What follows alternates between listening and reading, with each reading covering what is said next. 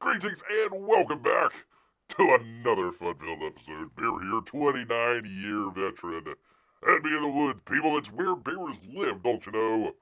It's 7 out of 8 TikTok women, they would agree they'd rather see a bear in the woods than a man in the woods. It's YouTube's #1 show. By a bear, your emotional support animal, people. Great to have all of you here for another great fun-filled day. I am worried, people. A little worried. You know, El Trumpo is out there going around the Middle East, and I am worried, people. Apparently, Saudi Arabia has bought $1 billion worth of salmon. And I'm like, wait a minute, hold on just a second there. Salmon is what bears eat. If we're sending a bunch of salmon over to Saudi Arabia, where's bear gonna get his salmon at? Huh? Do we have a strategic salmon reserve? If so, where is that? I'd like to know where that is. So, I mean, if we sell all the salmon out here in the U.S., I mean, where are we going to get the rest of the salmon from? For bear to eat? God forbid Canada. Ugh. Gross. Canadian salmon out there. So I sure hope there's some finagling going on behind the scenes that make sure that USA salmon stays for USA bears. That is Bear's opinion, and well, you're welcome to change Bear's mind, but it ain't gonna happen, people. Not on the topic. Not on the topic of salmon, people.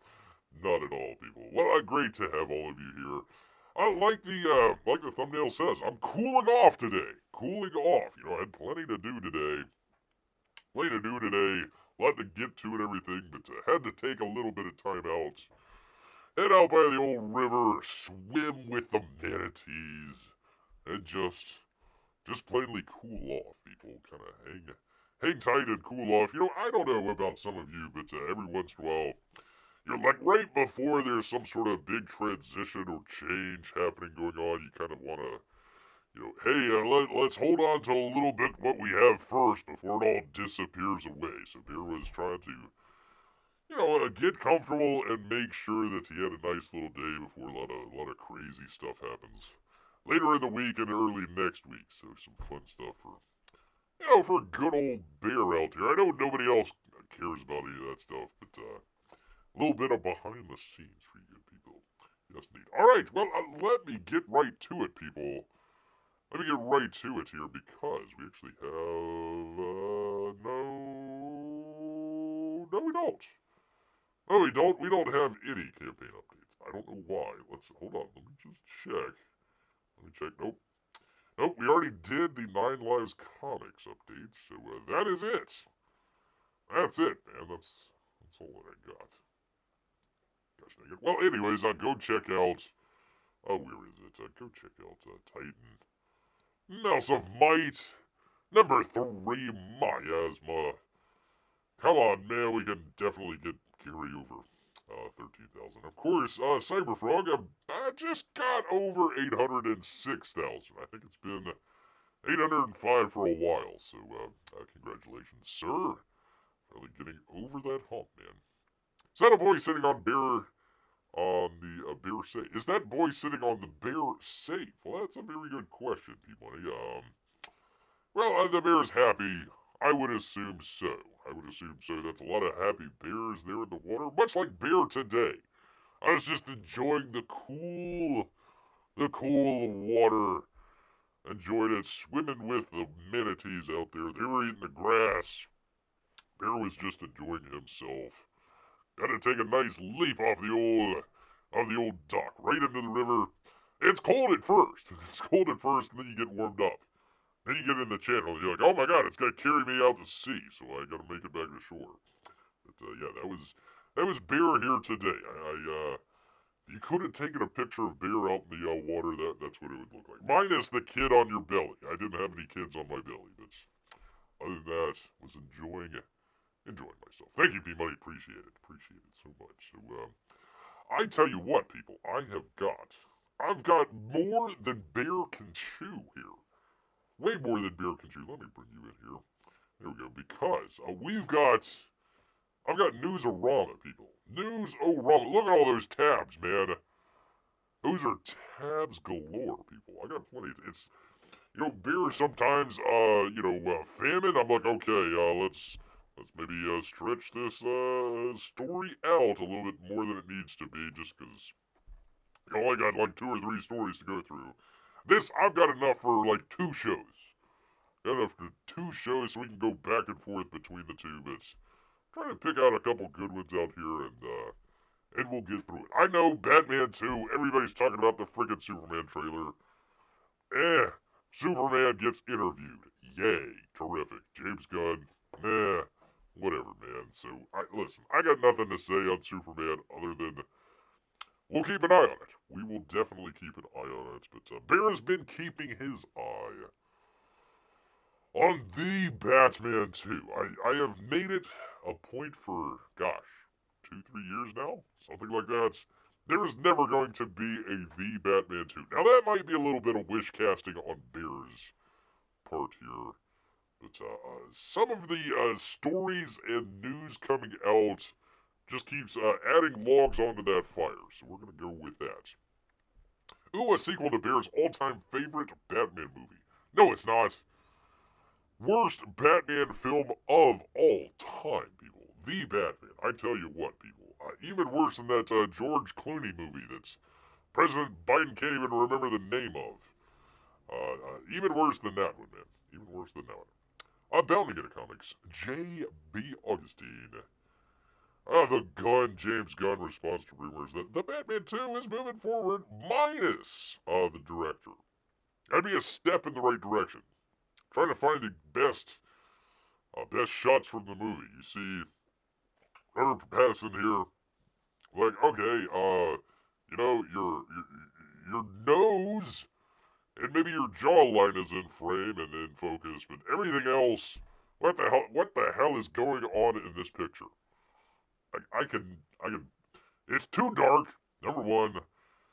Number two, you got light coming in from behind when it's a dark thing, and it just blows the main actor out. They had to put in a bunch of lighting for him, even though he looks like a goth kid, for crying out loud. Batman is a goth kid. Ay.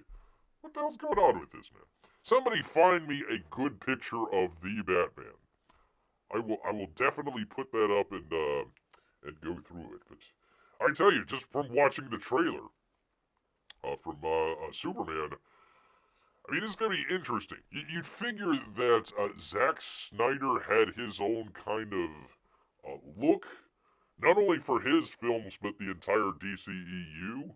You can kind of go through there and have kind of the Zack Snyder look, I suppose. I guess the Batman kind of picked up on that a little bit. But it's amazing contrast. This is dark and you can hardly see anything. Superman, it's like everything is at 12 o'clock high noon. In the daytime, everything's brightly lit, almost like annoyingly so.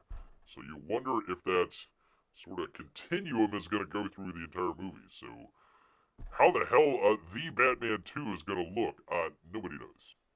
Nobody knows. I don't recall Adam West Batman show being dark, or the movies.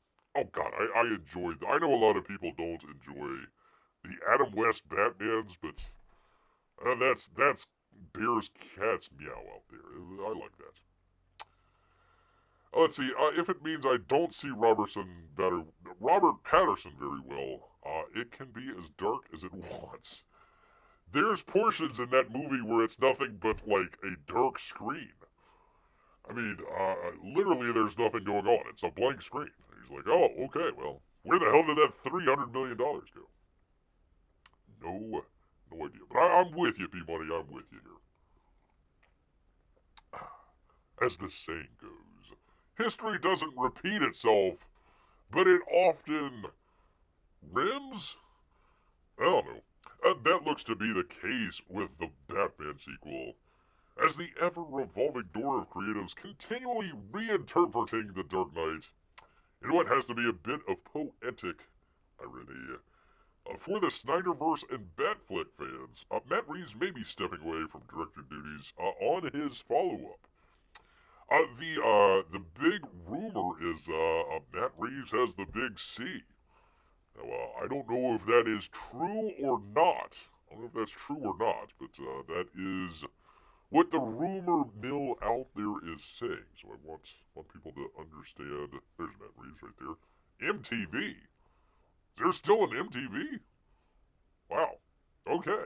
No wonder nobody knows where he's at. He's talking about MTV, I guess, news, and it's like, huh? What? Where? A new listing from Production Weekly. We're all subscribed to Production Weekly, aren't we? I suggest that production on The Batman 2 is ready to roll next March to meet the goal of an October 2027 release. However, no director is listed, and Reeves is only given a screenwriter credit. It's been pointed out that Production Weekly reuses the same listings over and over again without naming directors. That's probably the case this time. Are you trying to say that Production Weekly might not be on the up and up? Is that what we're saying here? Because I'm catching what you're throwing out here. If not, this would be the first time the Batman movie lost its director. The same thing happened to poor Ben Affleck. He was going to direct. He was going to write. He was going to star. And none of those happened. Reeves stepped in to fill the seat and later recalibrated the film into what it became once Affleck stepped away completely. So, wait a minute. We went from an Oscar-winning writer and director to Matt Reeves, who is best known for his Monkey movies and the Cloverfield movie. Yay! Shaky cam, yay! Let's see, if there is still an MTV, does it actually play music still? I remember there was an MTV2 that would only play music videos, but I don't know if that's still around or not. I don't even know if MTV is still around. I have no idea, man. If it is, it's probably lame. Let me just say that. I was plagued by personal problems, burnout, and detachment with the direction Warner Brothers was taking the DCEU. That's Affleck. Reeves is facing similar struggles, according to reports. Although it's unclear what they are, it might be the big C, we don't know. They're allegedly bad enough to impact his work on the sequel. A Forbes writer, Paul Tassi, alluded to what Reeves may be dealing with in January, but is respecting the director's privacy. I've heard what he's going through, they said at the time, and no, I'm not going to say what it is, but I will say it's serious, and people really need to back off. That's right, Beer, back off. Oh, okay. Tassi's claim and a more elaborate scoop by Beyond the Trailer proprietor Grace Randolph, oh, crying out loud, are being met with criticism and written off as speculative. But that's only the beginning, people. Every aspect of the story is being called into question by the minute, including Reeves' disputed director status. Because look, what a great director he was, where you can see, a lot of black. There's, once again, the bright light coming in from the background where you cannot see the main character in the center of the screen, and he's got to be lit up from some other angle that doesn't do a great job. What do they have, like one candle? One candle, I can maybe make out his jawline. That's about it. And some pointy ears. And who the hell is standing in front? Oh, I apologize, people. I could go on for hours and hours on The Batman and how terrible it is, but let this just be illustrative of Bear's complaints here. Another insider, or Snyder, hey! Jeff Snyder, doubts Production Weekly's reliability. Really? What? Are you saying that an insider doubts Production Weekly's reliability? What? Now, Bear is no insider at all, but I'm gonna say Production Weekly is probably just in it for the clicks and doesn't really have that many inside sources that they could rely on. That's Bear's opinion. I could be wrong. I feel like Production Weekly just pieces this together and make you think it's official. What? No way, huh? So you'll just subscribe to them. No way, I just said that. However, Snyder added his suspicions. Don't pretend smooth sailing for the Batman 2 as he thinks another Bat-related project on the DC slate will take priority, and not the one that we all assume. He says the signs that I'm getting is the next Batman movie won't be the Batman 2, Thank you. Thank you. I mean, I've been saying this for several years, but there you are, people. There you are. More and more coming true each day. Like the next time you'll see Batman, it'll be in like the world's finest movie or something. Cha. That's probably what Gunn's working on right now. He's not writing a direct sequel to Superman. He's probably on Threads or whatever the hell it is, chatting it up with anybody and everybody. I think it's got to be something that incorporates Superman and Batman together. He says that could be a redo of Batman or Superman. Oh, for crying out loud. Seriously? Why? Something more akin to the DC animated universe, which pulled off the world's finest scenario in the late 90s. Ooh.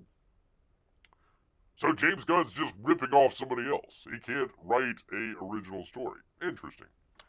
The three-part story in Superman the Animated Series remains one of the best crossovers ever. So we're gonna ruin that by putting it as a live action. Is this just Disney just taking their animated series and turning them into live action movies and calling it a day?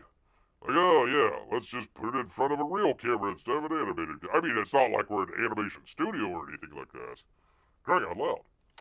Beyond standing the test of time, it laid the seeds for the future Justice League cartoons. Yay. There's James Gunn on, is it Threads? Threads! How many of you are out on Threads? Anybody? Evidently Mr. Will Dunn is, but I don't think many other people are. He says as Matt Ray is still directing the Batman part, duh. James Gunn says, yeah, huh? What? Huh? Wait, why are you asking me? Huh? Like, come on, what do I look like, a co-head of a studio? Come on, man. Whatever the case, James Gunn quickly addressed the rumors that Reeves is departing on Threads, which you read just right there, so I don't gotta repeat myself. So, yay. Why wasn't this guy Lex Luthor? The guy from Barry, what's his name? Kerrigan. Anthony Kerrigan. He would be good. I would like him. That would make a lot better Lex Luthor than the fella that they had, because, I mean, he's like naturally bald. The other guy's not, so. And he looks evil. Look, the guy played an evil guy on the Barry series, so I'm sure it would fit, right? Why do we get the other guy? I don't know, man. Let's see. That huh doesn't exactly give us confidence. Huh? Huh? What do I look like, a co-head of a studio? What do you expect me to answer you? What do I look like over here? Huh? Huh? Huh? Huh? Huh? That's James Gunn. Huh? What? Who, me? Who, me? Something goes wrong. James Gunn's nowhere to be found. Nowhere to be found at all.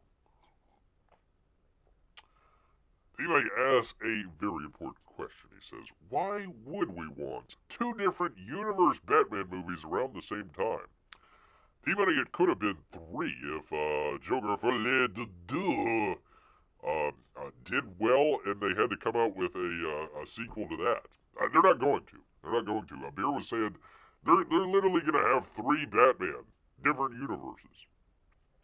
Joker 2 flops, so we're not gonna have that one.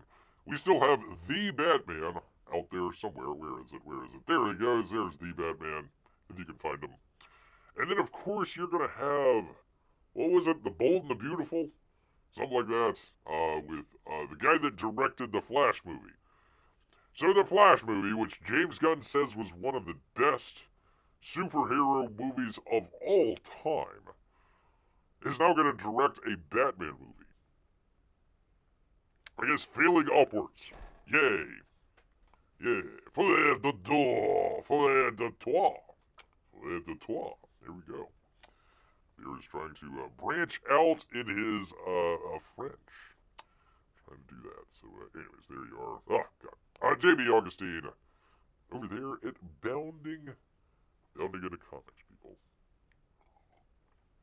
Always enjoy them. Good sources out there. They're one of the very first ones that Beer was cued in on, saying Warner Brothers might be spinning off and selling off the DC side of things. So we'll see. We'll see. I think that's still operative. We're going to see how well Superman does. I would have figured they would have spun that off beforehand, but yeah. I have no idea what the hell's going on over there at Warner Brothers. It's crazy. Actually, let me jump to that. Pardon me here.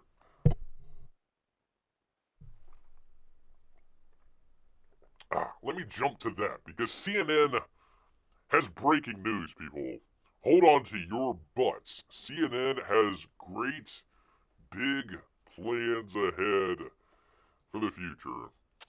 CNN plans to launch a new streaming service this fall after the last one lasted, what, like 2 weeks? Maybe a month? They built it up and built it up and built it up. I think it had like NFTs involved. I mean, the whole scam was going on. The whole scam. You had Chris Wallace over there. Oh, it was going to be great times. They were going to be streaming left and right. Failed completely. CNN says, hey, you know what would be a great idea? Let's launch another streaming service. Terrific. CNN is planning to roll out a subscription service this fall. Latest attempt to gain a foothold in the market. Good luck. CNN spokesperson confirmed plan for the service, which would be a mix of lying and more lying. I meant live programming and on-demand content. Why would you have breaking news as on-demand content? Yes, the definition of insanity. The details of the new service will be unveiled Wednesday. Wait, that's today. As Warner Brothers Discoveries makes its upfront presence to advertisers saying, please, dear God, come back. Please.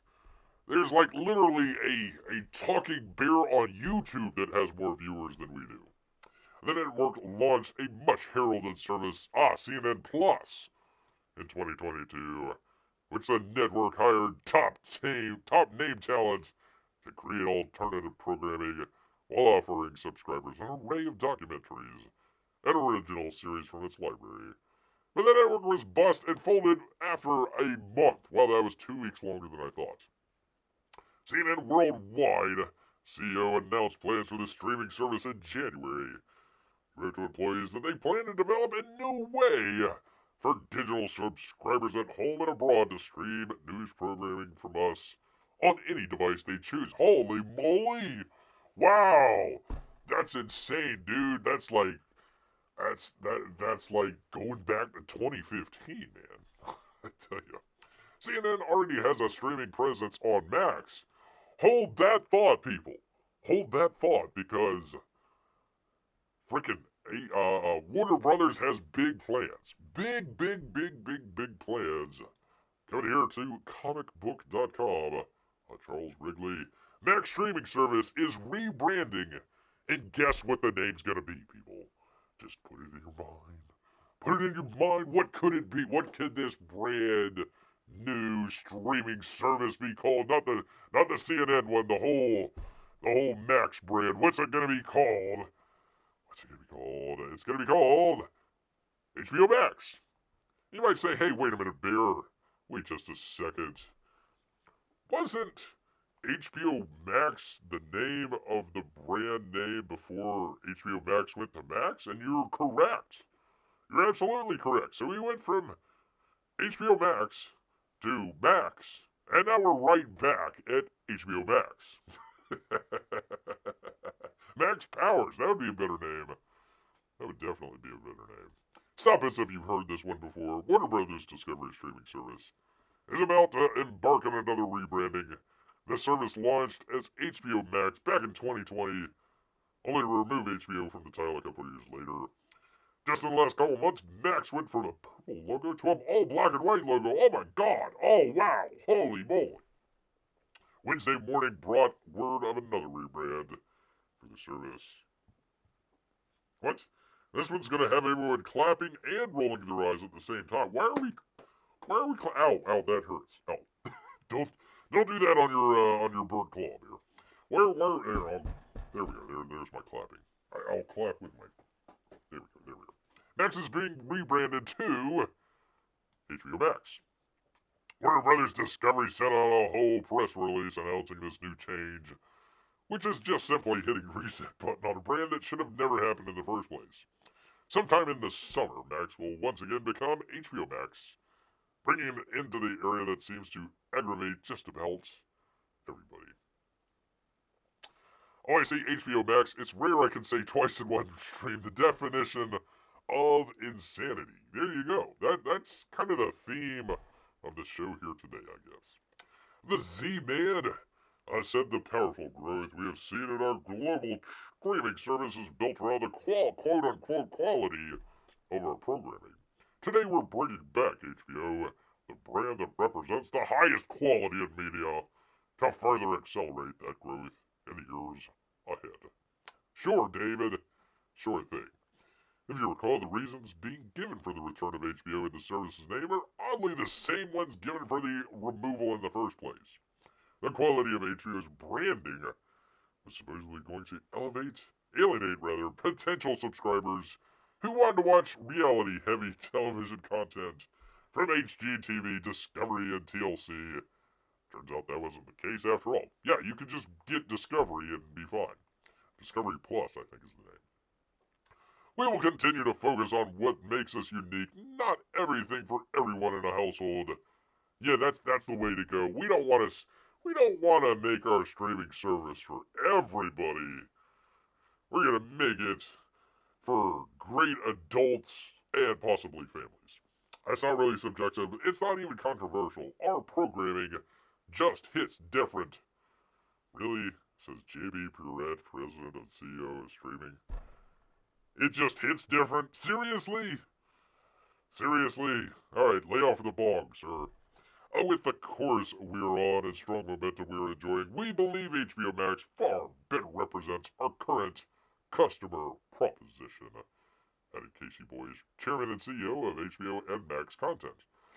How many CEOs are we going to talk to here, for crying out loud? And it clearly states our implicit promise to deliver content that is recognized as unique. And to steal a line we always say in HBO, yeah, we're unique, but let me steal a line. That's worth paying for. Whatever, I don't care, people. There you go, if you want to. There is Max, formerly HBO Max, soon to be HBO Max. Insanity, people. Craziness. Craziness, people. Craziness, people. Well, I tell you, one person... God, should I say that? One person who's not crazy is Tom Cruise? That just does not sound right, people. One person who's not crazy is Tom Cruise. Variety and J. Kim Murphy. We were actually talking about this the last show with the tariffs coming to Hollywood. Everybody freaking out about it. Tom Cruise sidesteps talk about Trump's Hollywood tariffs at Mission Impossible press stop. Quote, we'd rather answer questions about the movie. What? Wait a minute. Are you saying that an actor is refusing to talk about politics and just wants to keep it middle of the road and talk about his or her movie?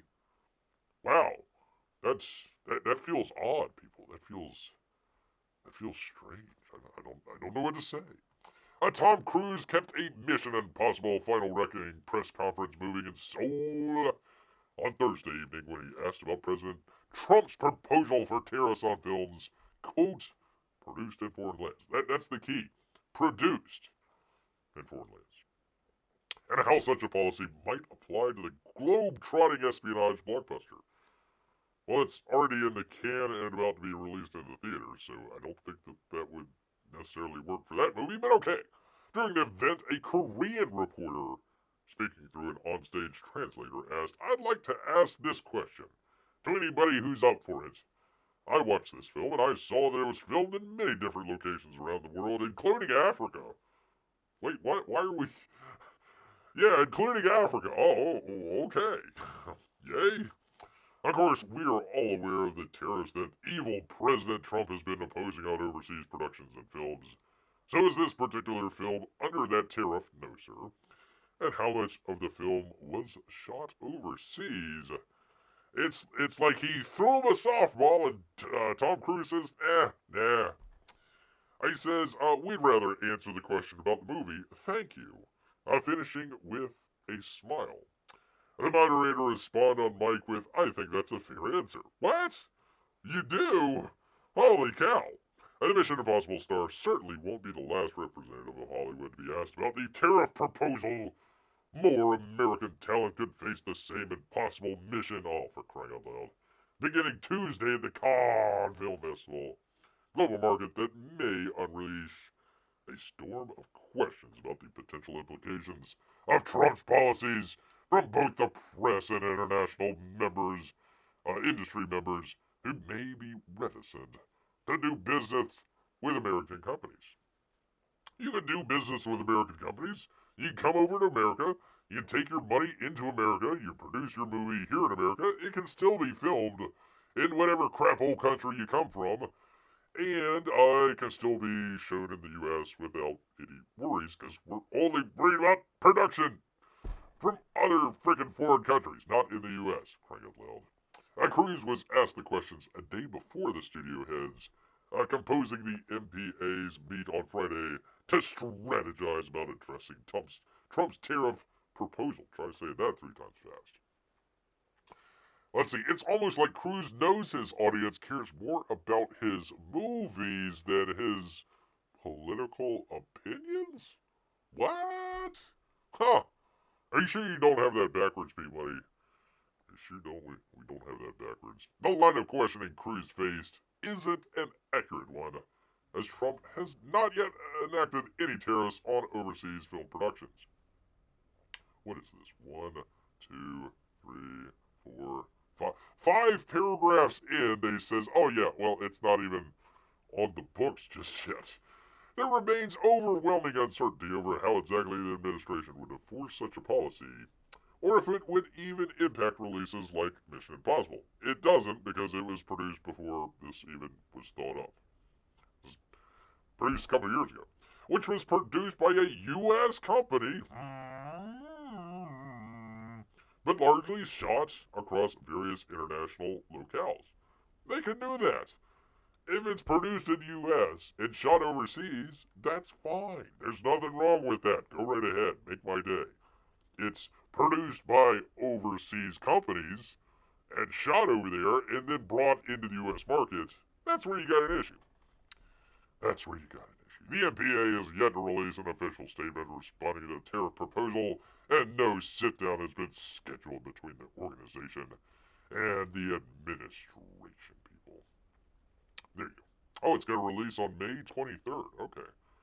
Well, shoot, there's a lot of people that are, I guess maybe they saw it at Cannes or somewhere else. Yeah, there's been a couple reviews. I've ignored the reviews because I actually want to go see this.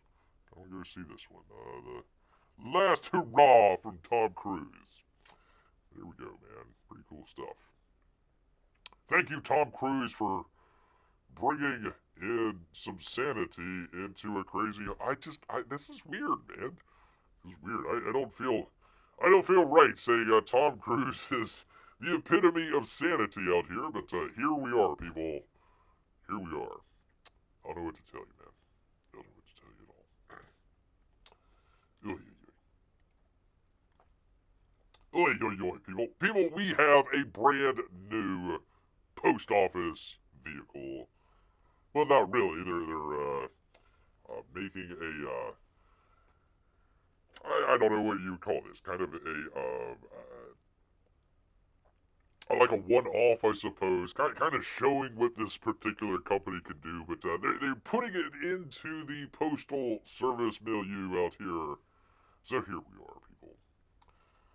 Who knew the Scientologist was one of the most sane in Hollywood? Hey, as long as they're, if you want to pray to L. Ron Hubbard, okay, fine, I guess. It's kind of weird, and what is it, like the DC-7 that flies around? Space DC-7?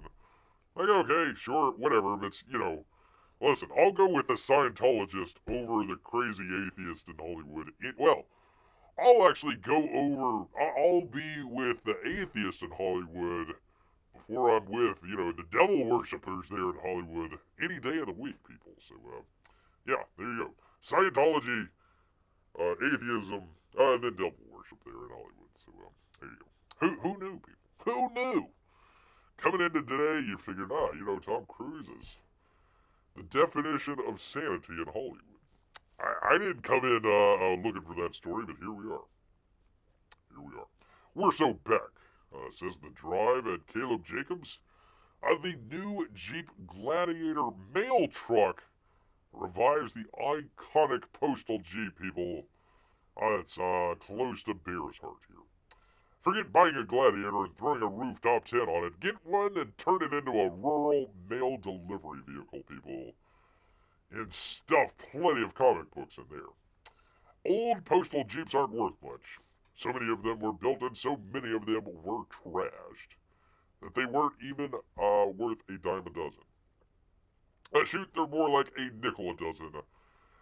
That's not the case with this new Jeep Gladiator, built by a step van outfitter Morgan Olson. Just look at it, they say. It's a Gladiator pickup. Actually, hold on. Where is it? Hold on. There we go. Just look at it, people. Just look at it. It's a Gladiator pickup with the back chopped off.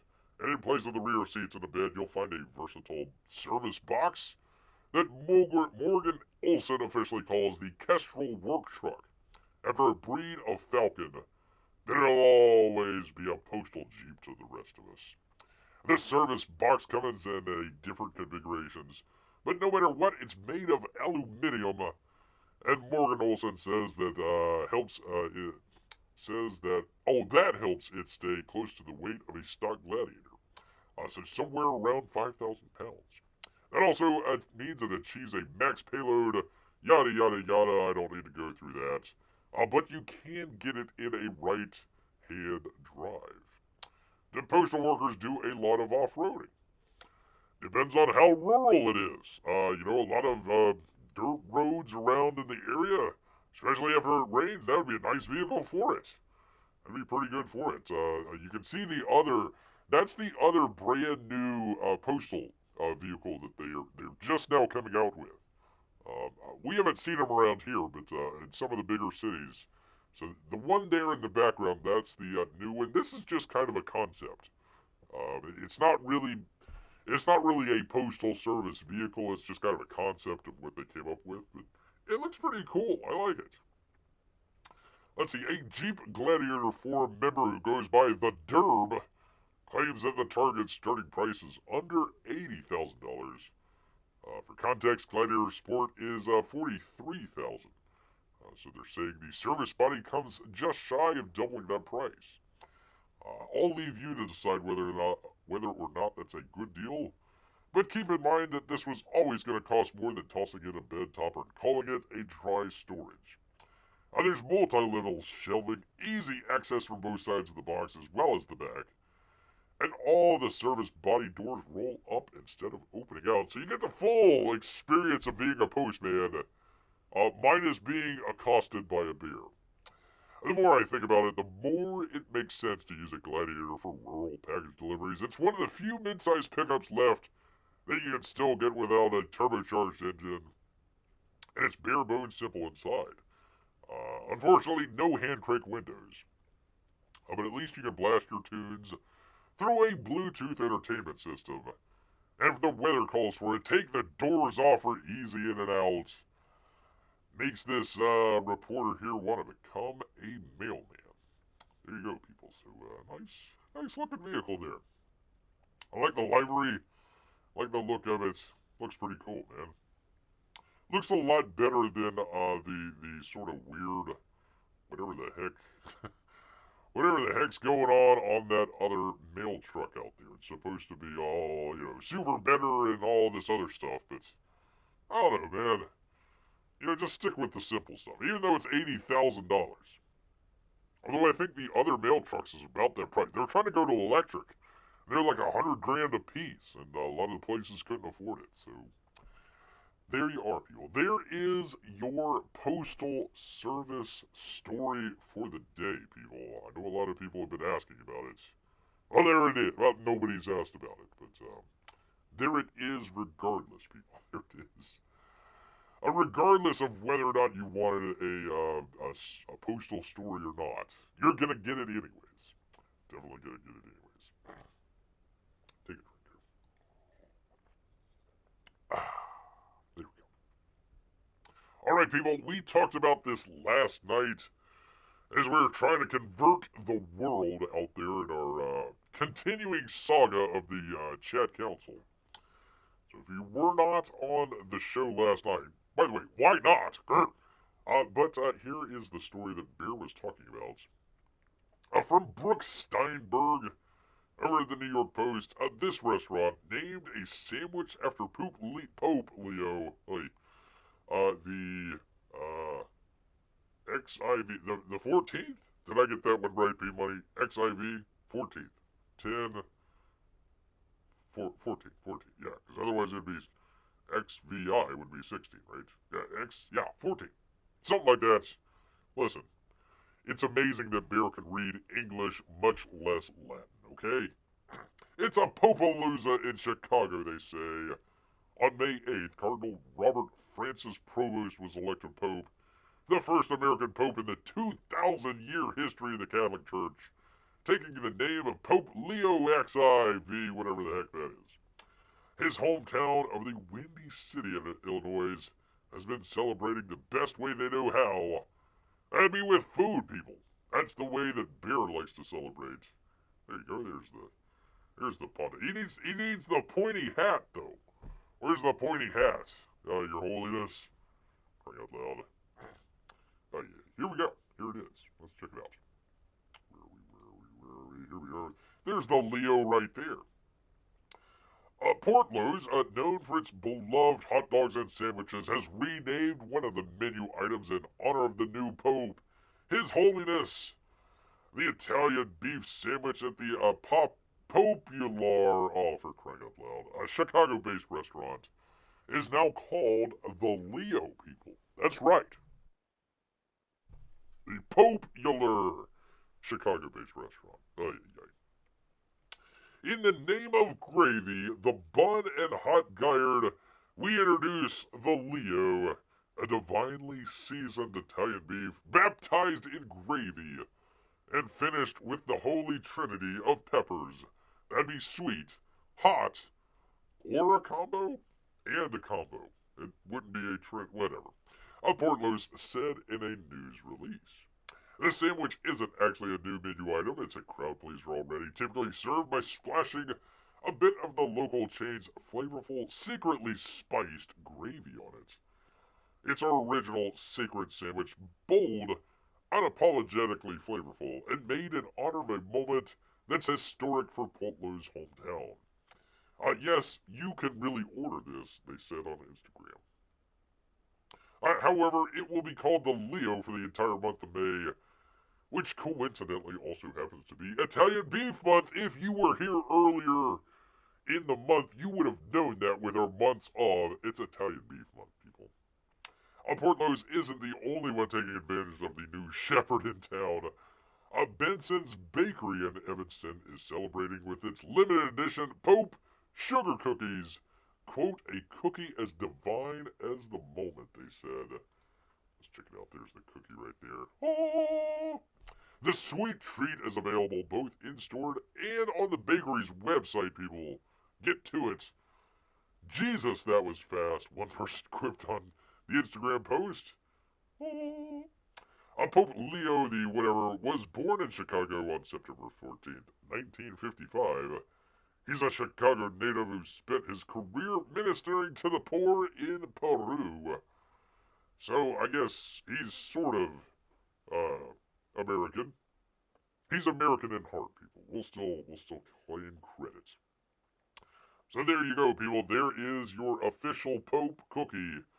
Is it sacrilegious to eat a cookie with the Pope on it?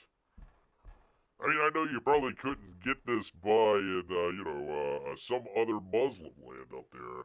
Probably wouldn't be able to put the Prophet Muhammad on a cookie and eat it. That would be a neck-severing offense right there. But there you go. And there's the Leo right there with some hot beef, some peppers, little bit of gravy in there in between. It never said what type of bread it was, but in between two buns of some kind, people. Two buns of some kind. His Holiness, the Leo, people. That's right, the Leo. I like it. I like it a lot, man. I like it a lot. So there you go.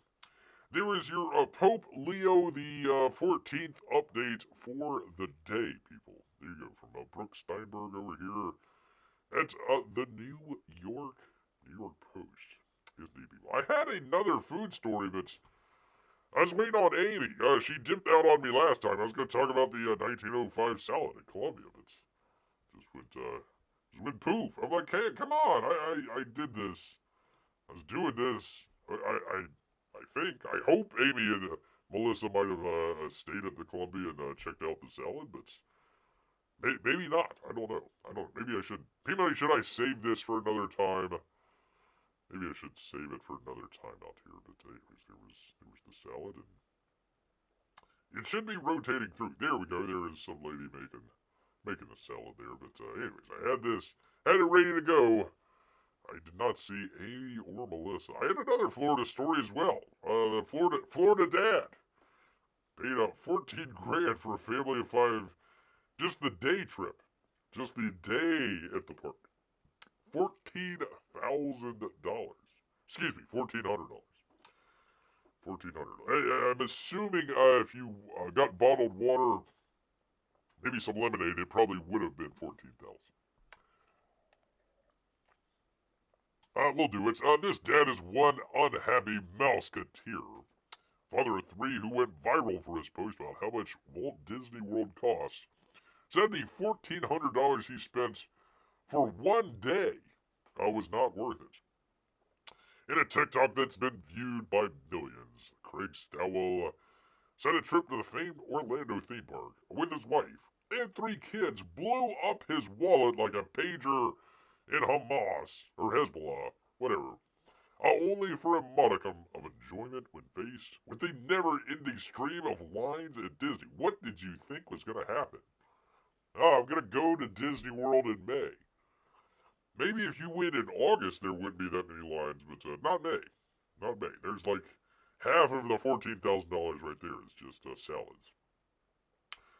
I don't want to say it this way, but if you do the average cost per ride, it probably really isn't worth it, they said. Of the happiest place on earth, that frustrated dad said he spent $974 for 5 one-day tickets. That's with the Florida resident discount, people. He had five people. That's almost $200 a ticket. Oof. I'd started with the ticket price, and then ran into the parking for $30. And then that was just like the cash cow for the rest of the day, he says. He claimed that if he opted for the lightning passes to help skip some of the lines, he would have been down another $400, people. That's a $400 smoothie right there. Disney has raised prices for its theme parks in recent years with the cost of a single-day, single-park ticket, which, by the way, they have more than one park. So I don't know if that was just the case or not, but apparently he was paying on the high end for that. It comes following initial surveys that reportedly showing a decline in the number of guests planning to return visits to Disney's parks in 2023. The company recently announced that prices would increase for many 2026 dates. No way, send your watch. As Disney offers discounts and better pricing for multi-day stays, Stowell says it was apparent the company is favoring long-term guests over local families and day trippers. The poor fella. Unfortunately, I don't think these day trippers are what Disney wants, he says. They want you to never leave the park. Hey now, careful. They want you there for 5 days, and they want you to drop 10 grand. So I think that one day trip, I'm actually being punished for it. Wasn't that like the cost of like that Star Wars hotel? Wasn't that like 10 grand a night or some crazy amount? It was stupid. Disney has been previously accused of being addicted to raising prices that push the limit of what working class families can afford. Insiders previously told the Wall Street Journal. Stowell said that he was glad his video went viral to demonstrate the struggle families are going through when they're trying to create the moments together. But he was still taken aback by how much support he received online. How much money did you get? I kind of had a feeling it would go viral. It's very relatable. It's family friendly. Disney always a hot topic, and we're trying to pinch pennies. No, you weren't. You spent $1,400 for one day at a park. So I kind of had an idea that people would be related to it. Just maybe not so much, says Father here. $13,991.91, apparently. About $400 went for this smoothie right here. Just Magic Kingdom, I'm guessing. Yeah, it looks. It's hard to tell. I don't think it's said in the article. It says Disney World, which is several parks. Walt Disney World. All it says is famed. So I'm assuming it is the main one there. Yeah, Disney World. There we go. Okay. They spent almost $300 for Disney at Disney World. Oof. $300 for 5 people. Oy, oy. Man, oh man, that's, You could go to a really nice restaurant for that. Holy cow. $300. Oof. Oy, oy, oy. I'll buy the virtual reality goggles for that. I'm sure there's a 3D walk around the Magic Kingdom I can find. Probably. Or, you know what? What she could do is probably get one of those, like, Apple, what do you call it? The Apple Vision Pro? And just take it. Well, I don't know if they would allow you. I don't know if they would allow you or not, but maybe you could take one of those GoPro cameras that will do the spatial recording or something like that, and then make your own tour around the Magic Kingdom in 3D, and then sell that, and maybe make your money back going there. Disney probably wouldn't like you doing that at all, but you could probably do it like clandestinely or something like that. That might work. I don't know. I don't know, man, but there you go. $1,400 for family of 5. One day. One day. Doesn't say if it was on the weekend or not, but I don't know. I don't know. I wanted to save this next one for Amy and Melissa as well. It was Noah's Ark. We were trying to find out where it was at, and they finally found it. It's right there. Right there. So, I might, unless she shows up here in another minute or two, I might save this for Saturday. There's Noah's Ark. Hold on, where are the bears? 2 hippopotamus. I don't know what that is. Are these bears? Are those bears? I'm not quite sure. What the heck is going on with the What the heck? Holy moly, there's tool-using monkeys that are going on to the Ark, apparently, that apparently didn't survive much further after that. But, okay, well, good to know that the bears are on the boat. I'm assuming those are bears. Why do the birds need to fly on the boat? I have no idea, but, whew, I was worried, people. I was worried. What was my last one? Oh, Mexican ship. They're gonna have the P-Money. I know this is a story that you're gonna find close to your heart. America's 250th birthday celebration coming up in July. So they brought a Mexican ship in to help celebrate. And that fella, okay? I have no idea what the native fella there is going to be doing, but okay. All right. So, anyways, a tall ship, and the flamenco dancers apparently. I have no idea what's going on there. None whatsoever, people. None whatsoever. Well, apparently I have stunned my audience into silence out here because I went through a couple stories here, and apparently everybody is stunned by Bear's brilliance out here. So I want to thank you all. Thank you all so very much for coming on out to Bear's show and checking out what's going on his nice day where he's cooling off out by the river and swimming with the manatees. People enjoying himself out here. So, P-Money, thanks for stopping by and keeping Bear company out here. We got plenty of people. Nobody wanted to say hello, though. Nobody wanted to say hello. I guess I am scary to other people, apparently. But I want to thank P-Money, Mrs. P-Money, and all the little P-Moneys out there. And once again, all of our Russian bots, and especially our lurkers. Thank you. Make sure you hit that thumbs up, at least. Help Bear out at least with that, crying out loud. But you know what? All this talk about the new Pope sandwich has made Bear hungry, so he's gonna head back into the woods. So until next time, people, grrr! Night, everyone.